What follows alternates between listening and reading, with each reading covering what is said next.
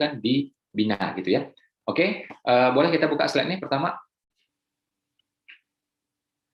Kita akan belajar ya step by step ya bagaimana meraih 100 juta pertama insya Allah ya, dan saya akan tampilkan juga insya Allah ilmu-ilmu yang sifatnya otentik ya.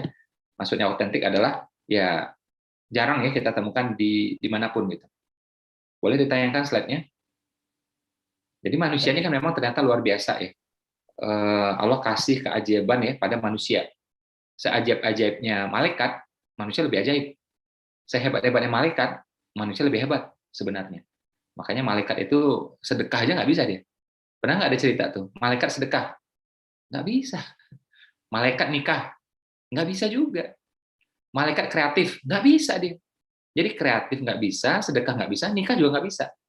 Amal jariah juga nggak bisa tuh malaikat. Ya, nah manusia bisa. Oke? Nah ini ya, kita lihat ya potensi satu persatu ya. Dan kita berusaha menemukan strong why, ya kenapa kita harus kuat, kita harus kaya gitu. Ya ini ada beberapa tokoh ya, yang mungkin sebagian oke, sebagian juga agak ngaco ya. Ada juga saya tampilkan sini ya, di bawah itu ada foto Donald Trump. Saya waktu itu ketemu dia, waktu itu masih waras dia, ya masih waras. Begitu dia masuk politik, nah mulai agak miring dia. Ya kalau dulu ngomongnya pure sebagai pengusaha. Nah begitu masuk politik, wah ngomongnya macam-macam ya, nyerang si A, nyerang si B, kelompok A, kelompok B ya, dan seterusnya gitu. Nah ini mereka kaya-kaya semua, termasuk ada Richard Branson di sana, salah satu orang terkaya di dunia, ya 500 orang terkaya di dunia. Oke, balik layarnya ke saya coba. Jadi ya teman-teman ya, kita ini kaya dengan contoh, kaya dengan teladan. Makanya kita harus pilih teladan yang tepat, contoh yang tepat. Ya, karena nanti one day ya pelan-pelan kita akan mengikuti dia. Mungkin 1%, mungkin 2% kita akan mengikuti dia. Makanya pilih yang tepat sejak awal. Gitu. Boleh nggak belajar sama Robert Kiyosaki? Boleh. Ya, boleh nggak belajar sama si A sama si B? Boleh. Richard Branson silahkan, silahkan. Ya, saya juga pernah gitu. Tapi kalau misalnya orang beriman, kita cari dulu nih contoh-contoh terdekat dalam literatur sejarah agama kita, gitu. Ya, misalnya kalau Muslim ya para sahabat, lihat itu Utsman seperti apa. Nah ini kan lebih cocok. Sehingga ketika kita belajar sama yang lain tentang yang lain ya nggak apa-apa. Tapi saringannya ini, begitu nggak cocok dengan ini ya kita jangan ambil. Contoh ya, contoh Robert Kiyosaki. Saya seminarnya 2 kali saya ikuti langsung. Ya salah satunya di Australia saya ikuti Robert Kiyosaki dengan istrinya Kim Kiyosaki. Sampai saya dinner juga sama dia. Oke, banyak ilmunya bagus, banyak ilmunya bagus. Tapi ada nggak yang ngaco? Ada juga. Contoh apa? Bagaimana dia mengolok-olok ayah kandungnya. Ya, sama. Coba perhatikan dia di buku itu, ya dia samakan ya ayah kayanya, ayah miskinnya gitu. Ya, yang ayah kayanya dia puji-puji, ya kan? Yang ayah miskinnya, di mana itu ayah kandungnya, dia olok-olok terus. Jadi bahan olokan dia lah, gitu. Bahan ejekan dia dari awal sampai akhir, ya kan? Nah, ini bukan ajaran orang beriman. Ya, tidak cocok dengan culture-nya Asia. Orang Indonesia, orang Chinese, orang Tionghoa, orang semua nggak cocok lah kayak ginian ini. Nah, kita saring nih, kayak gini jangan diambil gitu, ya kan? Terus juga bagaimana dia menceritakan ya ada seorang nabi jalan di atas air gitu ya, dia bilang, kita orang dewasa tentu tidak bisa percaya ini. Dia tulis itu di bukunya. Ya, nah kalau kita menganggap itu nabi kita, ya tertulis memang sejarah seperti itu ya kita percaya. Kalau dia nggak percaya itu urusannya dia. Nah, makanya kita punya filter yang kuat ya ketika kita belajar dengan siapapun. Nah, pemilihan teladannya tepat sekali. Ya. Tepat sekali sebagai apa? First step ya, kita mau kaya. Contoh lain ya. Bagi yang muslim jelas teladannya adalah Nabi Muhammad gitu. Ya kan? Nah, Nabi Muhammad ini 25 tahun dagang kan, bukan sehari 2 hari, 25 tahun gitu.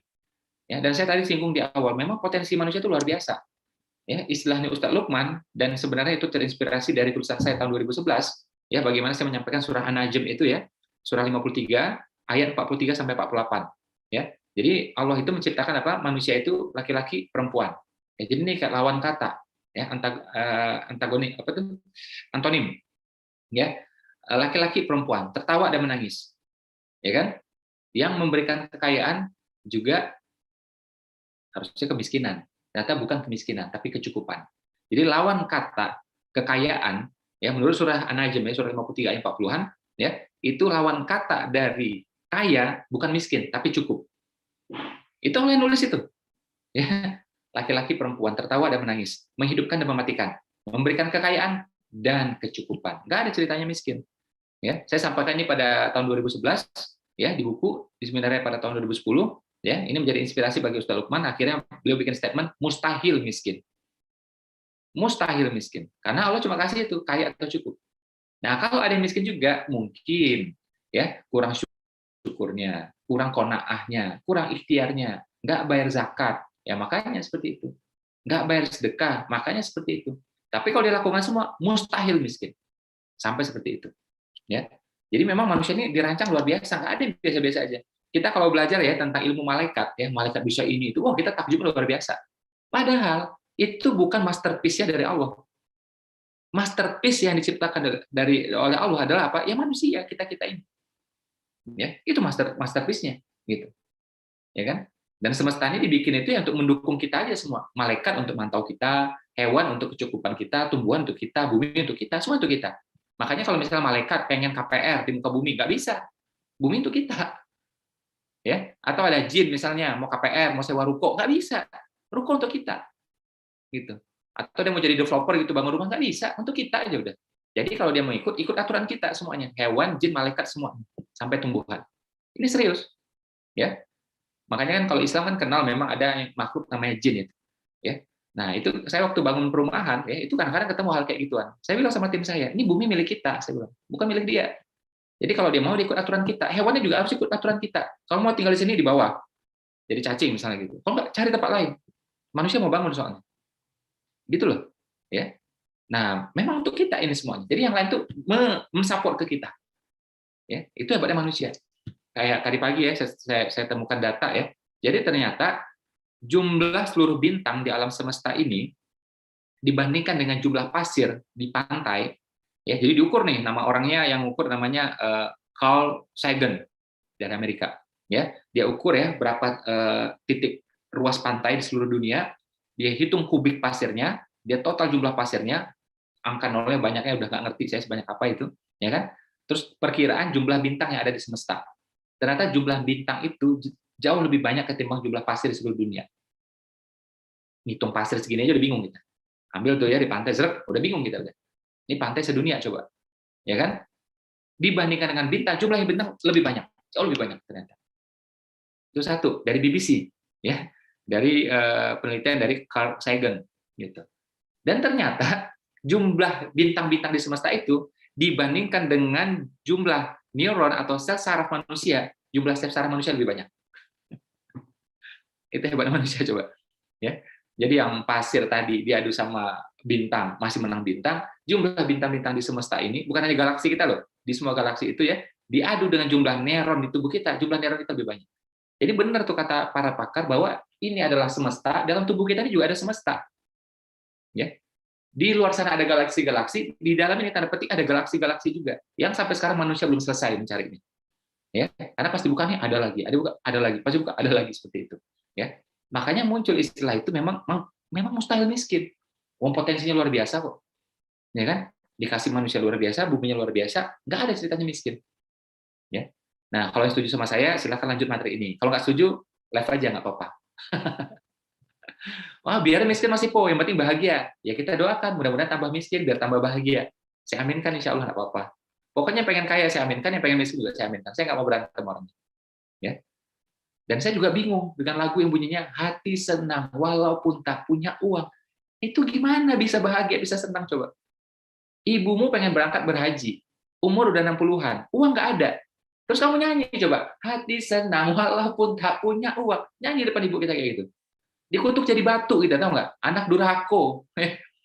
Ibu pengen berhaji usia 60-an nggak bisa juga berangkat. Kau bilang hati senang walaupun tak punya uang. Gimana ceritanya coba? Ada lagi ponakan kita putus sekolah gitu, ya karena nggak punya uang. Kita nyanyi itu sama ponakan kita, hati senang walaupun tak punya uang. Ya, itu kita di blacklist juga tuh sebagai paman ya. Paman apa ini katanya, ya kan? Nah makanya bisa nyanyi kayak gitu, emang masih bujang. Kalau orang bujang masih bisa tuh. Orang bujang nggak pulang pun nggak ada yang cari kan, namanya bujangan. Kalau Tupperware nggak pulang ya baru dicari mana nih Tupperware gitu. Kalau bujang nggak pulang ya biarin aja, yoben gitu, ya kan. Nah jadi memang banyak fungsinya uang gitu. Ya tadi kita lihat teladan kita satu hal, dan kedua kita lihat nih ada amal-amal yang memang menuntut uang. Makanya ayatnya bilang berjuanglah dengan harta dan jiwa. Harta dan jiwa, harta diletakkan di depan. Kalau teman-teman buka Al-Quran ya, apa yang diletakkan di depan, ya, ini misalnya A dan B, Al-Quran ya, bukan hadis, ya, A dan B, berarti A kemungkinan besar lebih utama. Itu Al-Quran kayak gitu, ilmunya aneh deh, unik deh. Makanya tidak ada di Al-Quran tulisan Rasul dan Allah, tidak ada. Yang ada apa? Allah dan Rasul. Tidak mungkin Rasul dan Allah. Silahkan cari. Kalau kita sering ngomong tuh kadang-kadang bertukar-tukar. Ayo ikuti ulama, ikuti Allah. Nah, kita kadang bertukar ngomongnya. Ayo ikuti Nabi, ikuti Allah gitu. Kita manusia ngomongnya bertukar-tukar. Kalau Al-Quran tidak. Pasti Allah dan Rasul. Karena Allah lebih utama. Dirikan sholat dan bayar zakat. Berarti mana yang lebih utama? Bagi Muslim, sholat lebih utama. Ya, kalau zakat ini ada lagi syarat-syaratnya. Ya kan? Nah, itu kayak gitu tuh. Beriman kepada Allah dan berbuat baik pada orang tua. Berarti Allah dulu tetap paling tinggi. Ya, dan seterusnya dan seterusnya. Dan apalagi berjuanglah dengan harta dan jiwa. Hartanya di depan. Wih, ngeri ini. Kenapa? Ini saya baca kayak gini nih, kaji lagi nih. Ya tentu tafsirnya beda-beda ya, tapi salah satu yang saya temukan adalah apa? Salah satu yang saya temukan adalah apa? Andai kata jiwa sudah tidak ada, meninggal, harta tetap bermanfaat. Untuk apa? 3W. Wakaf, waris, wasiat. Untuk orang banyak, wakaf. Untuk orang tertentu, wasiat. Untuk keluarga sendiri, waris. 3W. Walaupun jiwa sudah nggak ada. Jadi memang hartanya diperlukan. Ya. Jadi orang yang ngomong nggak perlu harta, katanya harta tidak menjamin kebahagiaan. Ya, uang tidak menjamin kebahagiaan, kata dia. Harta tidak menjamin kebahagiaan. Betul, kalau hartanya sedikit. Kalau hartanya sedikit. Ya, uang tidak bisa menjamin kebahagiaan. Iya, kalau uangnya sedikit. Coba uangnya banyak. Kita punya harta, kita punya uang. Terus apa? Kita muliakan anak yatim di panti asuhan. Anak yatim tersenyum. Dia bahagia. Masa kita nggak ikut bahagia? Insya Allah ikut bahagia, sekian persen. Ada rumah tahfiz, nggak jelas. Ya, makan mereka nggak jelas. Kitabnya juga nggak ada. Al-Qur'annya compang-camping. Ya, guru ngajinya juga kasihan, gitu kan? Kita muliakan mereka. Rumah tahfiznya kita perbaiki, gurunya kita muliakan, ya, santri-santrinya, murid-muridnya kita muliakan. Mereka bahagia, senyum. Masa kita nggak bahagia? Uang bisa membeli kebahagiaan, asalkan duitnya banyak, uangnya banyak. Kalau mepet tuh repot emang. Beli nasi atau pulsa, nasi, pulsa, ini udah repot, ini susah untuk bahagia emang. Ya, tapi kalau duitnya banyak, insya Allah bisa. Gitu. Kita punya uang, kita kasih orang tua di kampung. Orang tua ditransfer, senang dia, bahagia dia. Aduh, makasih anak ya. Jumlahnya beda nih ketimbang yang sudah-sudah. Iya mah, alhamdulillah ada rezeki. Senyum orang tua kita, bahagia orang tua kita. Masa kita nggak bahagia? Jadi uang itu bisa membeli kebahagiaan. Ya, yang bilang nggak bisa tuh lagi bokek soalnya. Ya, bilang lagi mobil nggak bisa dibawa mati, nggak punya mobil soalnya. Mobil bisa dibawa mati. Ya, gimana caranya? Bukan nggak harus disedekahkan. Saya pernah sedekah Pajero, saya pernah. Ya, tapi tidak harus juga disedekahkan. Ya, untuk apa mobilnya? Ngantarin orang tua, ngantarin mertua, ngantarin guru, ngantarin tamu. Itu kan kebaikan. Pahala insya Allah dibawa mati insya Allah. Ke masjid, ke majelis ilmu, ya kan? Ngantarin teman, ya kan? Itu kebaikan semua. Bahkan ngantarin istri juga pahala kok. Ngantarin anak juga pahala kok. Ya, istri misalnya mau pergi ke suatu tempat, kita anterin. Istri aja ya pahala. Ya, bahkan pahalanya lebih besar ketimbang nganterin orang lain. Ya. Nah, jadi mobil bisa dibawa mati. Gimana caranya? Punya dulu mobilnya. Kalau nggak punya nggak bisa. Mau apa yang dibawa kalau mobil nggak ada, ya kan? Nah, jadi harta itu netral. Dan insya Allah harta itu harusnya jatuh di siapa? Di orang-orang yang baik, orang-orang beriman. Agar apa? Digunakan untuk kebaikan. Kalau nggak apa? Dibikin sama mereka tuh pusat prostitusi, pusat perjudian, dan seterusnya. Kalau di tangan kita kan enak. Kayak teman-teman di sini. Buat apa sih duit? Mencukupi keluarga. Terus apalagi? Bantu orang tua, bantu mertua. Terus apalagi? Bantu sekolah di sekitar kita. Ya kan? Bantu panti asuhan di sekitar kita, masjid di sekitar kita. Jembatan rusak juga dibantu. Saya kayak di kompleks rumah ini, gitu ya, tempat olahraga gitu ya, ada toiletnya rusak, saya perbaiki nggak apa-apa. Pos sapam saya perbaiki juga, itu amal semua kok. Ya, masjid amal, itu pun amal. Kenapa? Pos sapam perlu untuk keselamatan bersama. Masa bocor kan kasihan. Udah perbaiki aja. Termasuk juga teman-teman yang olahraga, beragam agama mereka, ada yang Chinese, ada yang Muslim, ada macam-macam. Nggak apa-apa kita olahraga juga sehat, olahraga juga bagus. Kecuali dia untuk maksiat, ini nggak maksiat kok. Olahraga, main badminton, kan bagus banget. Main pingpong, ya udah kita benerin toiletnya nggak apa-apa. Saya percaya itu amal. Kalau nggak amal saya nggak mau lakukan. Saya jadi seorang yang sayang sama duit, tau nggak?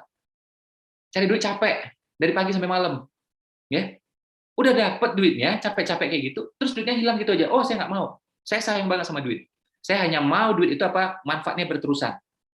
Ya, gimana caranya? Dengan sedekah. Karena apa? Kita sayang sama duit soalnya. Ya, jadi kalau orang bilang ke saya, wah meskipun ini matre, bagi saya itu bukan hinaan, itu pujian. Meskipun ini lihat duit matanya hijau, itu pujian bagi saya, masya Allah, luar biasa itu. Ya kan? Hijau itu kan bagus, nabawi hijau, Nabi juga suka warna hijau, dan saya buka Al-Quran juga, surga itu ada iras-iras hijaunya, buka Al-Quran orang percaya. Ya, jadi kalau dibilang mata saya hijau, ya memang benar udah. Ya, itu pujian. Terima kasih. Ya, apa yang bisa berpotensi jadi duit dalam kebaikan, insya Allah kita terjang, kita hajar. Ya, ini barusan ya Jumat kemarin kita beli mobil juga. Untuk apa? Untuk masuk ke pelosok-pelosok, ya, nyebar sembako, insya Allah. Ya, itu perlu mobil yang khusus. Ya udah kita cari mobil itu khusus. Ya kan? Rencana buat Ramadan. Saya pikir kelamaan. Mending sekarang aja. Nanti Ramadan biar ada lagi rezeki lebih banyak. Biar bisa beli mobil lebih banyak lagi gitu. Udah satu kita hajar dulu satu. Ya, alhamdulillah. Nah, jadi teman-teman, uang itu netral. Di tangan orang baik, insya Allah baik. Teman-teman di sini, insya Allah baik. Ini saya tuh banyak tuh yang ini nih, santri nih, saya lihat di sini nih. Ya, santri kilat. Ya, kilat, petir, halilintar. Ya. Nah, daripada di tangan orang lain nggak jelas, coba. Di tangan mereka buat apa? Otak-atik, motor nggak jelas, ya kan? Ada lagi yang buat berjudi, main biliar, ya kan? Ada lagi buat maksiat, ya. Ada lagi pergi karaoke dengan perempuan nggak jelas, gitu kan? Yang mending di tangan teman-teman. Makanya Nabi bilang sebaik-baiknya harta berada di tangan orang beriman. Agar apa? Jadinya kebaikan. Sekarang apa yang terjadi? Uang di tangan mereka. Dia bikin pabrik senjata, dia putar senjata. Orang negara damai dibikin berantem sama dia. Ya, ini Myanmar nih, ya kan lagi bergejolak sekarang ini. Tentu ada masalah di internal, tapi saya percaya itu pasti juga ada gangguan, ya ada penyusupan dari luar juga. Ya, di mana-mana sama lah itu. Timur Tengah juga sama. Memang mereka bertengkar, tapi pasti ada yang dari luar juga ya yang melakukan itu. Agar apa ya? Pabrik senjata jalan terus. Kalau nggak mau dijual kemana senjata? Ya, memang harus ada yang bertengkar. Ya, nah jadi sama kayak inilah ya, gitu ya, kayak orang jualan lah intinya seperti itu. Nah, kalau di tangan orang beriman, tidak akan sampai hati bikin seperti itu. Insya Allah semuanya jadi kebaikan. Ya, jadi saya berharap teman-teman di sini bisa tembus ya 100 juta pertama. Kalau sudah tembus ya omset, berarti insya Allah ntar lagi adalah profit, insya Allah. Amin. Kalau profit sudah tembus, nanti sedekahnya insya Allah. Mungkin nggak ya? Sangat mungkin kok. Kita sedekah 100 juta itu tiap sebentar kok. Tiap berapa hari sedekah 100 juta bisa kok. Ya. Jadi ini bukan kata orang, bisa insya Allah. Ah itu kan masih kita mah beda. Bisa. Dulu ya saya punya senior ya, saya tanya sama dia, Pak sedekah berapa Pak? Sedekah Bapak berapa? Dia bilang tiap Jumat 1 juta. 1 juta Pak ya? Ini sekitar 10 tahun yang lalu. 1 juta Pak ya? Iya. Wah, kita kejar kan? Kita kejar. Gitu. Ketemu lagi tuh berapa bulan. Bapak sekarang sedekahnya berapa Pak? 2 juta tiap Jumat. Kita kejar juga. Ya. Nah lama nggak ketemu, kita tanya, Bapak sedekahnya berapa? Ini kita sekarang lagi ini kasih makan orang kata dia. Tiap Jumat kasih makan orang, jadi kasih duit kasih makan juga gitu.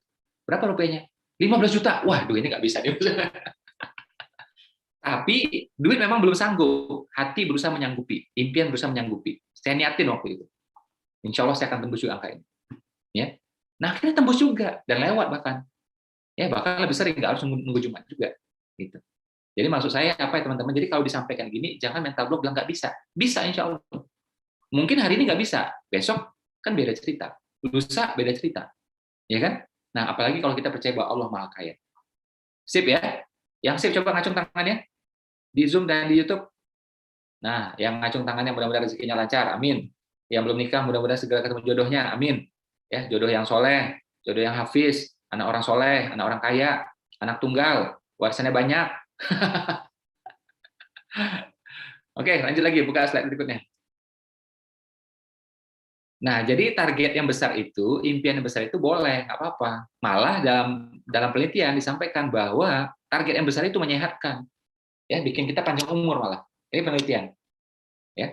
Kita buka slide berikutnya. Nah, bagaimana 100 juta itu? Dari mana 100 juta itu? Oke, balik lagi lahirnya ke saya.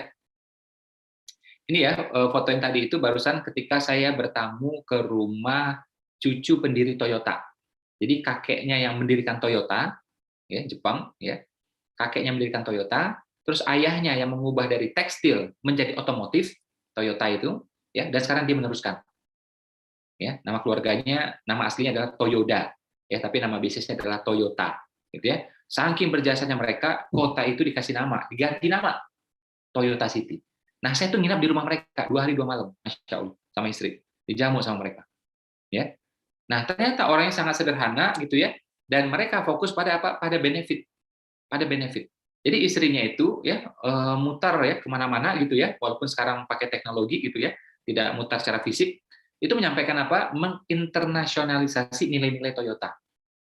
Jadi bukan soal terjual berapa nih mobil, bukan kayak gitu, tapi menginternasionalkan ya, internasionalisasi nilai-nilai Toyota. Misalnya apa? Kerja keras, kreativitas, disiplin, ya, pantang menyerah, gitu ya, inovasi. Nah, ini kan nilai-nilai nih.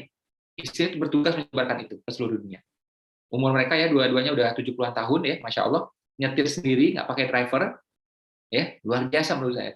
Nggak punya asisten di rumah, nggak punya pembantu di rumah, masak-masak sendiri, bersih-bersih sendiri. Saya bertamu di sana dimasakin sama dia, ya buang sampah sendiri semuanya, luar biasa itu. Ya beda sama kita. Ya. Jadi pas dia tanya saya berapa asisten di rumah, karena dia tahu kan orang Indonesia banyak mbak-mbak yang kerja di rumah gitu kan. Saya bilang ya ada beberapa gitu. Saya sampai malu juga kan. Dia bilang, loh, kok banyak banget lah. Saya bilang membuka lapangan kerja sama. Mau bilang apa lagi kan? Wong dia yang lebih kaya aja low profile gitu kan. Kenapa saya yang nggak seberapa ini malah punya banyak orang gitu kan? Saya bilang aja buka lapangan kerja gitu kan. Nah, jadi dia bilang kan, jadi fokusnya adalah menebar benefit, ya.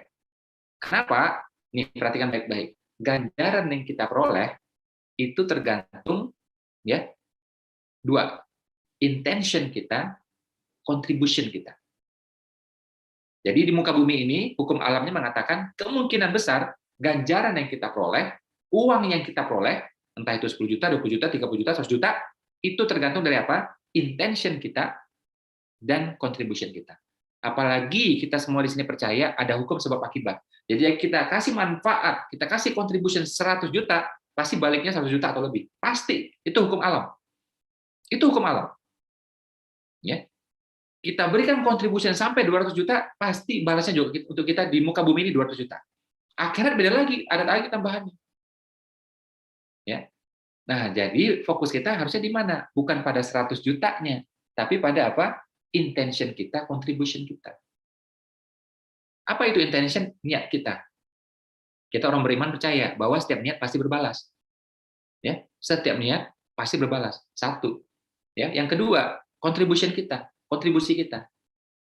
Yang ketiga, persatuan Indonesia. Ya, ini malah melantur. Nomor satunya itu intention, yang kedua adalah contribution. Udah fokus itu aja udah.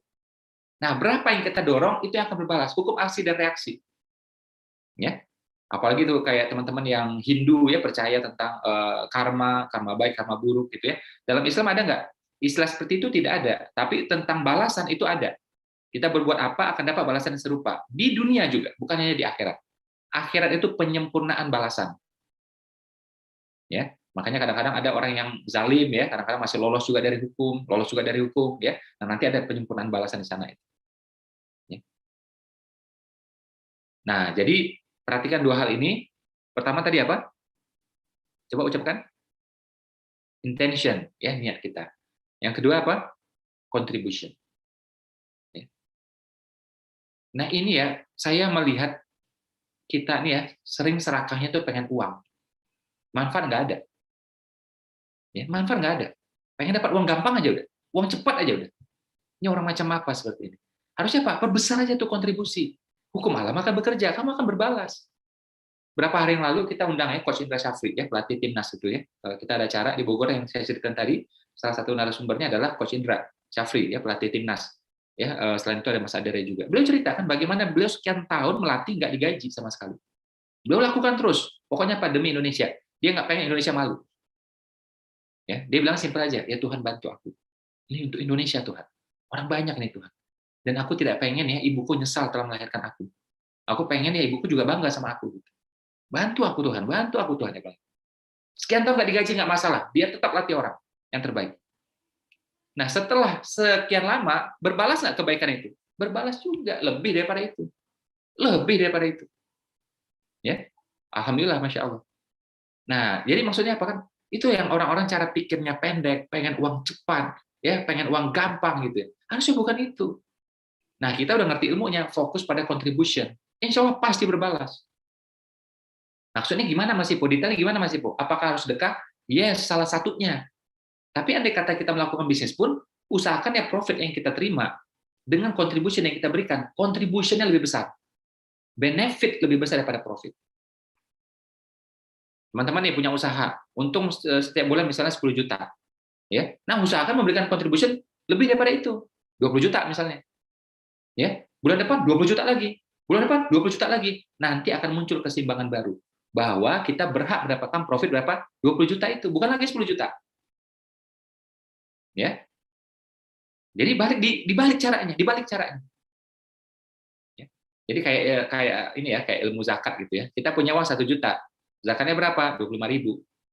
Jadi kita pakai dulu nih, kita putar dulu nih 1 juta, baru nanti ya di akhir periode kita keluarkan 25.000. Boleh? Boleh. Bahkan ya caranya memang seperti itu. Tapi boleh nggak kita balik? Tentu cara hukum tidak boleh dibalik.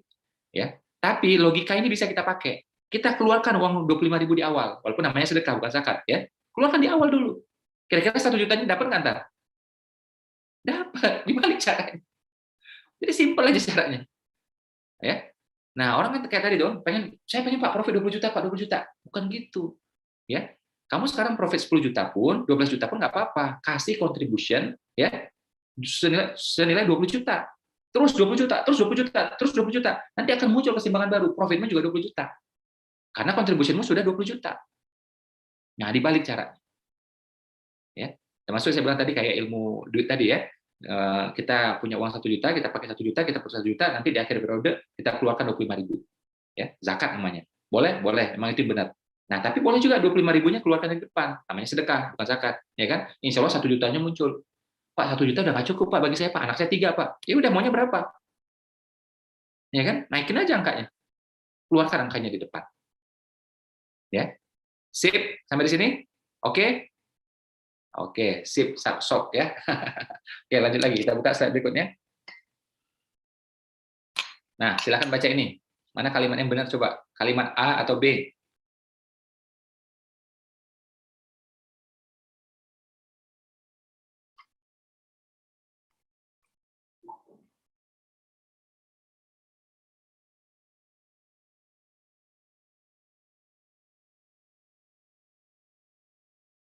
Ya, silakan baca dulu. Yang benar yang A atau B?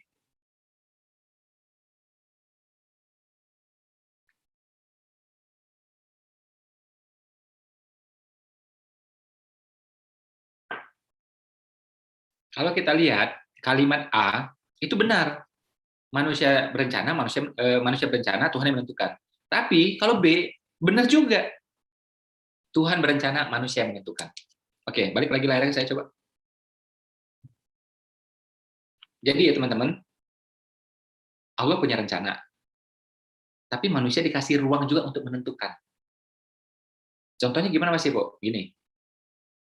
Allah punya rencana untuk seluruh muslim itu bangun sebelum subuh. Itu rencana Allah itu. Tapi memutuskan bangun jam 4 atau jam 5, siapa yang memutuskan? Manusia atau? Manusia memutuskan.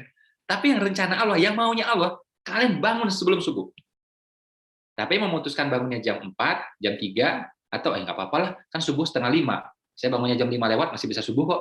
Itu kita yang memutuskan. Manusia dikasih ruang untuk memutuskan. Itu satu. Kedua, ada orang miskin. Apa rencana Allah? Apa maunya Allah? Yang maunya Allah, rencana Allah, kita bantu tuh orang miskin. Betul nggak betul? Tapi memutuskan untuk bantu atau tidak, transfer atau tidak, siapa? Manusia. Ya, jadi manusia dikasih ruang untuk menentukan. Sama kayak yang saya bilang di awal tadi. Allah sudah kasih bumi, Allah sudah kasih otak, Allah sudah kasih neuron-neuron semuanya. Ya, bagaimana dengan ini kita bisa jadi pemenang, kita bisa memakmurkan bumi. Tapi yang memutuskan pakai ini atau tidak, optimalkan ini atau tidak, manusia yang memutuskan. Ya, jadi potensi untuk kaya itu sudah dikasih semua. Ya, potensi untuk kaya itu sudah dikasih semua. Ya, nah sekarang kita masuk ilmu teknis ya, coba ditampilkan itu yang hexagonal of dream. Ya, ini adalah bagus banget ilmunya ya, ini sangat teknis, sangat praktis ya, langsung efek insya Allah. Ini jarang dibahas di mana-mana. Di sini saya bahas. Ya, bahkan bukunya nggak ada nih, saya bikin sengaja nggak ada. Ya, Nah, ini kalau teman-teman terapkan ya hexagonal of dream, itu insya Allah ya dreamnya apa aja selagi itu di muka bumi bisa diterapkan, insya Allah kecapai. Ya, insya Allah kecapai. Pertama, secara spiritual, pastikan impian kita tidak bertentangan dengan kehendak Allah. Satu. Ya. Yang kedua, emosional. Apa artinya emosional di sini? Ya, balik lagi ke saya. Jadi gini loh teman-teman ya. Kalau kita pengen sesuatu, ya kalau kita pengen sesuatu, pastikan impian itu ada aspek emosionalnya. Contoh gini, ada mobil Xenia, ada Avanza, ada R3. Kita mungkin melihatnya Xenia udah males, banyak di mana-mana. Avanza banyak di mana-mana. Saya pengennya R3 deh. Nah, pas lihat R3 tuh ada rasa, ada emosi. Ya. Nah, itu akan lebih cepat tercapainya ketimbang kita kalau nggak ada emosi. Atau sebaliknya. Ya, ini bukan pesan sponsor ya. Saya bukan orang dealer loh, ya, bukan loh. Ya, ini semata-mata contoh gitu ya. Nah, misalnya kita, wah, si R3 nggak suka, sukanya Avanza. Ya sudah, apa yang melibatkan emosi gitu. Nah, termasuk juga rumah. Ya, jadi kalau kita lihat rumah nih, sama-sama tipe 70, ini juga tipe 70, itu 70 gitu. Tapi pas lihat ini ada getarannya. Wih, kayaknya enak ya tinggal di sini. Aduh, nyaman kayaknya. Nah, yang kayak gitu lebih cepat tercapainya. Karena ada emosinya. Ya. Jadi teman-teman mesti mengenal itu, di mana ada emosi kita bergetar ya ketika kita memperjuangkan sebuah impian. Ya, harus ada emosinya satu. Nah, kedua, nah ini lebih dahsyat lagi nih. Emosi ini mesti diselaraskan. Dengan siapa? Dengan orang sekitar kita. Siapa itu? Yang paling utama adalah sepasang bidadari. Siapa itu Mas Ipo? Pasangan kita dan orang tua kita. Ya. Kita pengen Avanza, istri pengen Xenia. Repot ini. Orang tua pengennya Fortuner aja. Ibu udah capek susah. Kapan lagi ibu mau naik Fortuner katanya. Masa Avanza lagi kata dia. Ya kan? Nah, ini masih selaras nih. Ya. Mau apa nih jadinya? Mau Avanza kan mau Fortuner nih? Mau apa nih jadinya? Masih selaras. Sama juga mau pindah rumah. Sama juga mau beli handphone. Samsung aja, harganya kayaknya masuk akal deh. Enggak, iPhone pokoknya. iPhone 12 aja paling bagus sudah. Tapi Samsung nggak kalah juga loh ini. Nah, ini nggak selaras sih namanya. Akhirnya dapatnya Oppo. Ya kan? Nah, karena nggak selaras. Makanya masih selaras. Ya kan? Nah, maunya apa nih? Samsung. Oke, sepakati Samsungnya. Samsung berapa nih? Ya. Ini yang pakai iPhone atau Samsung yang tersinggung ya. Ini saya juga ini Samsung gitu ya. Ini yang untuk backup ini pakainya tuh iPhone gitu ya. Jadi kita semua merek adalah kita pakai semuanya. Ya. Nah, jadi mesti selaras. Kalau memang Samsung ya Samsung, kalau memang iPhone ya iPhone. iPhone berapa nih? Ya udahlah nggak usah 12, 11 aja deh. Ya boleh, silakan. Nah, ini selaras. Istri mendukung, orang tua mendukung, mertua mendukung. Oh, udah percepatan ini. Jadi letak emosinya sama. Ya. Tapi kan nggak gampang, Pak, menyelaraskan orang tua dan pasangan. Emang nggak gampang? Siapa bilang gampang? Saya nggak janjiin gampang loh di sini. Enak aja. Udah pengen impian gede-gede, pengennya gampang lagi.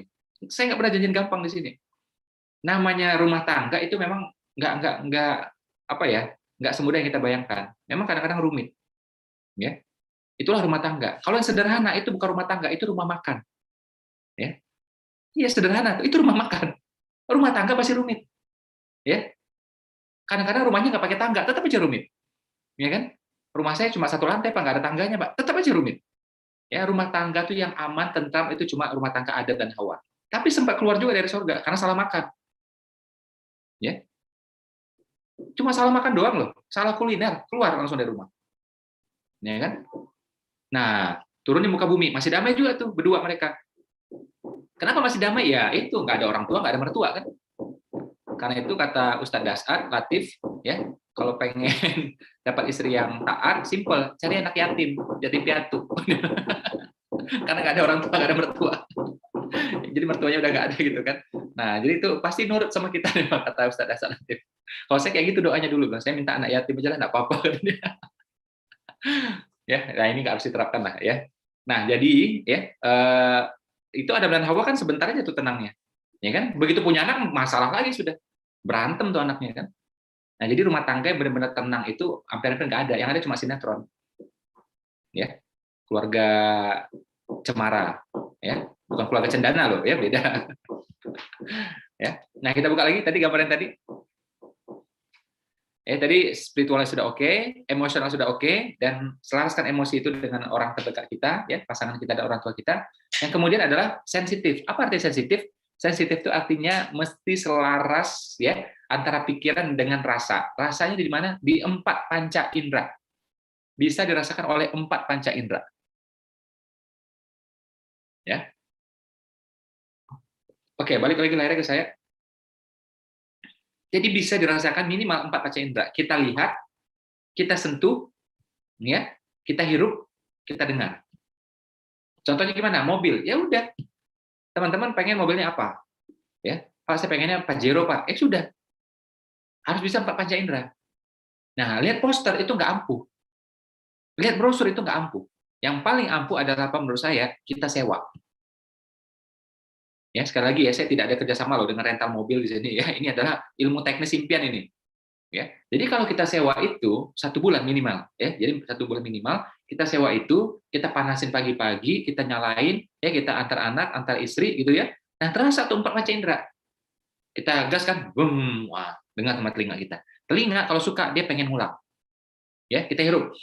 Aroma ya mobil baru kan beda. Kalau suka nih hidung ya, dia pengen ngulang. Jadi otak merekam itu dan pengen ngulang. Jadi otak kita ini kalau sesuatu yang enak dia pengen ulang. Makanan, jalan-jalan, mohon maaf juga seks. Pokoknya kalau enak pasti pengen ngulang. Masalahnya orang yang belum pernah nyoba itu dia nggak tahu enaknya. Nah makanya kayak mobil itu dicoba, ya bukan sekadar test drive. Test drive cuma 1 jam, sebentar, bahkan cuma setengah jam, ya 1 bulan saran saya. Nah saya berkali-kali coba ini, alhamdulillah berhasil, ya berkali-kali kita coba ini berhasil alhamdulillah. Entah itu pada rumah, entah itu pada mobil. Bahkan tim kita pun kita gituin berhasil juga. Ya, kayak dulu tuh tim saya tuh ya, dia nggak ada uang ya, tapi sengaja dia nyewa di tempat yang agak atas gitu untuk visual 1 bulan. Setelah itu baru cari tempat yang agak susah lagi.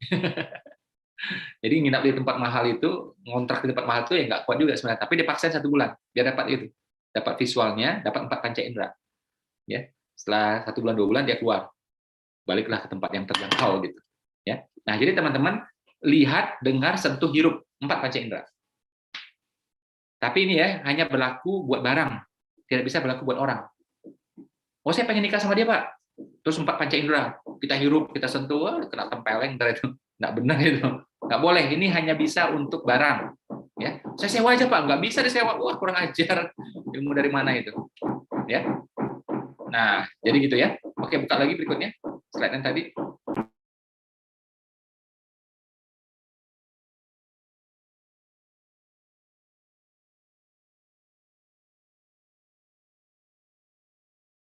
Nah, yang berikutnya adalah prom atau proaktif, ya, bukan atau sih dan ya. Prom ini segera, proaktif ini melakukan apa yang kita bisa. Jangan pikir nggak bisa. Yang bisa apa? Mau buka restoran, apa yang bisa? Oh belum bisa restoran Pak, bisanya kios. Ya udah buka kios. Makanan online ya makanan online. Ya open PO di grup WA ya open PO. Ya. Terus progresif. Progresif itu impian boleh besar, mencapainya bertahap. Ya. Jadi kita pengen misalnya jadi manajer, ya silakan. Tapi kalau belum bisa, ya jadi staff dulu, bertahap. Masif, apa artinya masif? Ya, atau masif ya, masif gitu ya. Melibatkan orang banyak. Masif, progresif, proaktif, sensitif. Wah, ini 6 ini kalau dilakukan semua ya, termasuk juga spiritual dan emosional, percepatan. Ini saya sebut dengan hexagonal of dream. Ya. Oke. Coba slide berikutnya tentang ciri-ciri produk itu boleh? Nah, ini teman-teman ya, saya sudah rangkum sedemikian rupa. Silakan dibaca.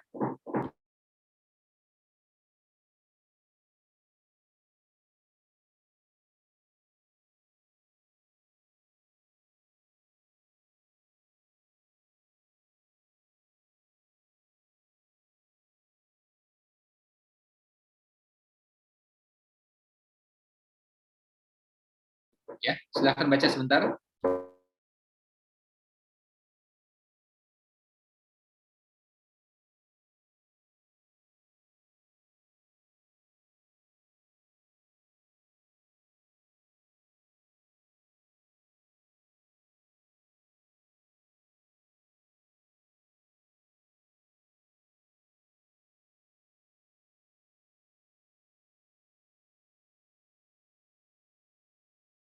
Oke ya, teman-teman. Jadi ini ada ciri-ciri produk, ciri-ciri bisnis yang bisa bertahan ketika pandemi. Ya.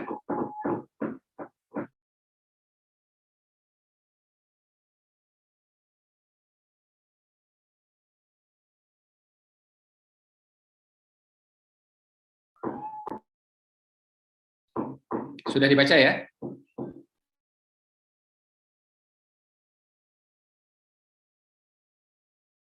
Balik lagi layarnya ke saya coba.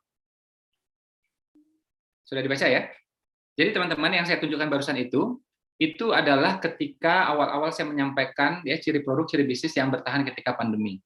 Saya sampaikan ini secara alami saja di mana-mana, Instagram waktu itu, di Facebook waktu itu, di grup WA juga waktu itu. Sampai akhirnya detik.com menilai itu sangat-sangat bagus, sangat-sangat solutif. Akhirnya saya diundang sama mereka. Waktu itu diundangnya 2 minggu itu 2 kali saya diundang sama mereka.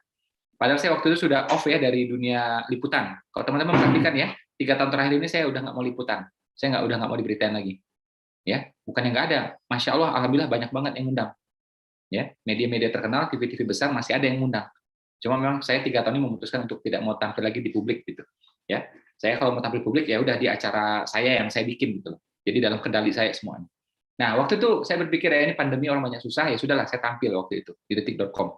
Ya, rame waktu itu yang nonton ratusan ribu ya. Pas karena rame itu diundang lagi kedua kalinya ya dalam waktu 2 minggu saya tampilkan. Jadi ciri-ciri ini chest plank banget, torture banget. Ya. Apa itu? Pertama ya teman-teman, jasa yang bisa bertahan adalah jasa yang sifatnya zoomable. Artinya apa? Bisa disampaikan pakai Zoom gitu. Ya. Nah, jasa yang pakai sentuhan fisik itu agak susah. Contohnya apa? Potong rambut, mani-pedi, perawatan wajah, bekam, pijit, refleksi. Ini agak sulit. Ya. Tentu ada orang yang mau kita pakai masker lah, pakai face shield lah, ya kan? Kita cuci tangan lah semuanya, tapi mayoritas orang tetap nggak mau. Ya. Makanya lihat tuh kayak dokter gigi sekarang turunnya drastis, ya gitu kan. Terus juga perawatan ya itu turunnya drastis, bekam juga turunnya drastis gitu. Ya, saya cek di rata-rata mereka turun 75%. Ya, jadi jasa yang mengharuskan sentuhan fisik itu berkurang memang. Nah, jasa yang bisa bertahan kalau jasanya zoomable, bisa disampaikan via Zoom. Ya, contohnya apa? Seminar, training, ya, kelas Zumba, kelas aerobik, ya. Terus apa lagi? Misalnya kelas bahasa Inggris, kelas bahasa Arab. Nah, yang kayak gitu-gitulah bisa disampaikan via Zoom. Insya Allah masih aman. Jadi kalau jasa juga jasa yang zoomable. Tapi gimana Mas Ipo? Kami udah terlanjur nih buka salon, sudah terlanjur nih buka skincare. Oke, kalau gitu jual produk. Misalnya udah terlanjur salon, jual apa? Toner buat rambut misalnya. Ya, sudah terlanjur ya buka klinik gitu ya kecantikan, ya sudah kalau itu jual kremnya. Kirim kremnya, seluruh Indonesia bisa. Ya, jadi kalau jasa harus zoomable. Kalau nggak sulit berkembangnya saat ini. Kita nggak tahu ke depan seperti apa. Yang jelas saat ini ya terbatas ya jadinya. Ya, itu dari segi jasa. Terus kalau dari segi barang, usahakan barang itu deliverable. Barangnya mesti apa? Mudah di delivery, mudah dikirimkan. Jadi mesti hemat ongkir, ya, hemat space. Jangan sampai barang kita ini nyita space. Jangan sampai barang kita ini boros kalau dikirim. Ingat loh teman-teman, pasar kita se-Indonesia. Jangan teman-teman berpikir tinggal di Bekasi, pasar cuma Bekasi dan Jakarta. Enggak, pasar kita Indonesia. Teman-teman yang tinggal di Jogja, jangan berpikir pasar cuma Jogja, Klaten, Solo. Bukan. Ya, pasar kita tuh ya Jogja iya, Jawa Tengah iya, Jawa ya iya, Kalimantan ya iya. Ya. Nah, artinya barang kita tuh harus mudah dikirimkan. Mudah dan murah. Disimpan dia mudah, dikirim juga dia murah. Dan apa? Mesti tahan lama. Karena apa? Kita misalnya ini punya produk di Solo, ya asli dari Solo misalnya. Ya, terus tahu ada mitra kita ya distributor ngambil dari Balikpapan gitu. Nah, dari Balikpapan nih dia punya reseller misalnya punya agent misalnya di Samarinda. Dari Samarinda ini dia mungkin lempar lagi ke Bontang misalnya. Itu kan perlu waktu sampai ke tangan konsumen. Jangan sampai barang kita ini mudah busuk, mudah basi, mudah pecah. Jangan. Cari barangnya itu apa? Mudah, ya, murah ongkirnya dan tahan lama. Dan apa? Tahan lama. Kalau ini ciri tidak dipatuhi, pasti barangnya terbatas pada teritori tertentu. Coba perhatikan. Kalau teman-teman pengen go nasional, nah pastikan ciri ini dipenuhi. Saya bilang harus tahan lama tuh barang. Ya, mudah dalam penyimpanan, murah dalam pengiriman, dan tahan lama.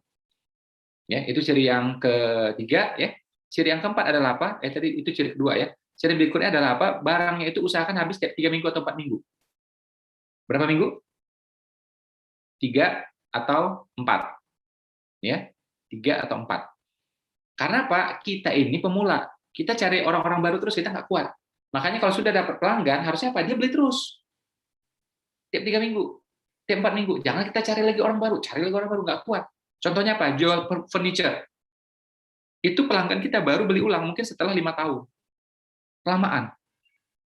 Ya, bahkan fashion sekalipun saya tidak terlalu tertarik kalau saya. Karena orang beli baju mungkin yang paling cepat 1 tahun. Ya, apalagi laki-laki. Oh, laki-laki itu bajunya udah belah baru dibeli sama dia. Ya, bolong-bolong dikit biarin, melar dikit biarin, nggak akan ganti deh. Ya, kalau wanita masih lebih cepat tuh, masih lebih sering. Ya, nah jadi kita nunggu orang yang sama beli lagi 1 tahun, kelamaan. Kalau bisa Pak, karena alami, dia beli sendiri, bukan karena bujukan kita. Baju bisa sih dijual tiap bulan bisa, tapi dengan bujukan kita, akhirnya apa? Ujung-ujungnya orang konsumtif. Kalau saya nggak suka kayak gitu. Kalau saya, ya orang itu memang harus beli dengan alami karena dia memang butuh, gitu. Ya. Nah, jadi cari barang yang 3 minggu, 4 minggu habis. Contohnya apa? Bumbu dapur, misalnya, ya yang dikeringkan, ya, atau bisa juga misalnya kayak skincare, bisa juga misalnya suplemen, ya. Cari yang kayak gitulah, kurang lebih. Ya, kayak bumbu dapur itu kan ada yang dikeringkan ya, itu bisa dikirim ya antar kota, ringan, kecil, hemat ongkir, tahan lama, ya bisa berbulan-bulan baru dia rusak gitu. Jadi pas dikirim 1 minggu 2 minggu masih aman. Dan ingat ya teman-teman ya, kita dan nanti mitra kita, mungkin agent kita, reseller kita, itu banyak yang pemula. Barang belum tentu terjual. Perlu waktu untuk terjual. Jangan sampai barang di tangan kita atau di tangan mitra kita, reseller kita, agent kita, barang busuk basi.